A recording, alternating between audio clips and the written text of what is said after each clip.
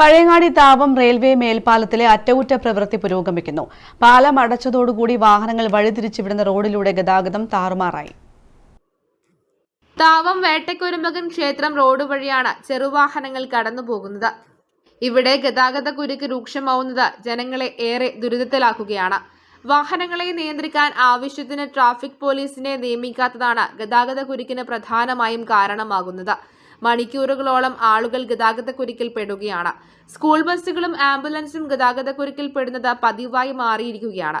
നാട്ടുകാരുടെ നേതൃത്വത്തിലാണ് ഇവിടെ വാഹന ഗതാഗതം നിയന്ത്രിക്കുന്നത്. വാഹനാധിക്യം മൂലം കൃത്യസമയത്ത് ഗേറ്റ് അടക്കാൻ സാധിക്കാത്ത അവസ്ഥയും ഉണ്ടാകുന്നുണ്ട്. ചെറുകുന്ന് ഭാഗത്ത് നിന്ന് പഴയങ്ങാടി താലൂക്ക് ആശുപത്രിയിൽ എത്തേണ്ട ഡയാലിസിസ് രോഗികൾക്കുൾപ്പെടെ ഗതാഗതക്കുരുക്ക് കാരണം കൃത്യസമയത്ത് ഹോസ്പിറ്റലിൽ എത്താൻ സാധിക്കാത്ത അവസ്ഥയുമുണ്ട്.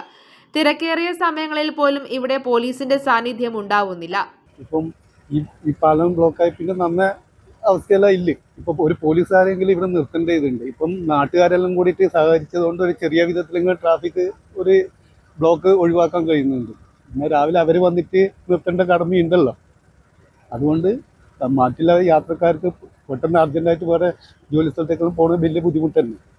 അതൊരു നിയന്ത്രണം വേണം. പിന്നെ ഇതിലേനെ പോകുന്നത് എന്ന് പറഞ്ഞാൽ ഒരു ഭാഗത്തുനിന്ന് വരുന്നത് ഈ കോപ്പുറത്തേക്ക് എത്തേണ്ട വിധത്തിലേക്ക് കൊടുക്കുകയും വേണം. അത് നിന്നിട്ട് അതുപോലെ നല്ലൊരു ഇതാണ്.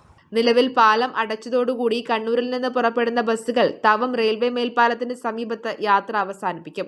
തിരിച്ച് ഇവിടെ നിന്നാണ് കണ്ണൂരിലേക്ക് ബസ് പുറപ്പെടുന്നത്. റെയിൽവേ പാളം മുറിച്ചു കടന്ന് 1 കിലോമീറ്ററോളം നടന്നു വേണം പഴയങ്ങാടി ഭാഗത്തേക്കുള്ള യാത്രക്കാർക്ക് കടന്നുപോകാൻ. മാട്ടൂൽ പുതിയങ്ങാടി ഭാഗത്തേക്ക് പോകേണ്ടവർ ബസ് സ്റ്റാൻഡ് വരെ നടന്നോ അല്ലെങ്കിൽ ഓട്ടോറിക്ഷകളെയോ സമീപിക്കണം. ഗതാഗതം നിയന്ത്രിക്കാൻ പോലീസിനെ നിയമിക്കണമെന്ന ആവശ്യമാണ് ശക്തമായിരിക്കുന്നത്. News bureau, Pazhayangadi.